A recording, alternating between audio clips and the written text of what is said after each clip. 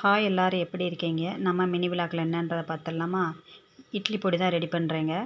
Homemade idli பொடி கடைகளுக்கு sale பண்ணுறதுக்காக சாமிலுக்காக ரெடி பண்ணிக்கிட்டு இருக்கேன். ஒரு 50 கிராம் உளுந்து வந்து பொன் வறுவலை வறுத்து எடுத்தாச்சு. 50 கிராம் உளுந்தில் பாதி கடலைப்பருப்பு, ஒரு 10 பல்லு பூண்டு, ஒரு கைப்பிடி அளவுக்கு கருவேப்பிலை சேர்த்துருக்கேன். கருவேப்பிலை வந்து நொறுங்கி வர்ற அளவுக்கு வறுத்தா போதும். இன்னும் பருப்பு எல்லாம் எந்த அளவுக்கு எடுத்துருக்கணும் அந்த அளவுக்கு மிளகாய் வத்தலும் சேர்த்துருக்கேன். காரத்துக்கு ஏற்ற மாதிரி தான் இது கரெக்டான அளவு தான் நான் சேர்த்துருக்கேன் அளவெல்லாம். நம்ம பல்காக அரைக்கிறப்ப இன்னும் இதுலேருந்து கொஞ்சம் நல்லா எக்ஸ்ட்ரா போட்டு அரைச்சி எடுத்துக்கணும். இப்போ எல்லாமே ஹோம்மேடாக இருக்கிறதா எதிர்பார்க்குறாங்க சாப்பிட்ற பொருட்கள் எல்லாமேவும்.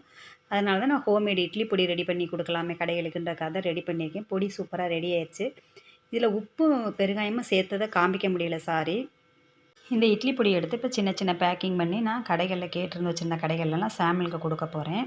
நம்ம ஹோம்மேட் பொருள் எந்த பொருள் சாப்பிட்ற பொருள் ரெடி பண்ணாலுமே நம்ம டேஸ்ட்டுக்கு கொடுத்ததுக்கப்புறம் தான் அவங்க டேஸ்ட்டு பார்த்துட்டு அந்த டேஸ்ட்டு பிடிச்சப்படி நம்மக்கிட்ட வந்து சேலுக்கு வாங்குவாங்க.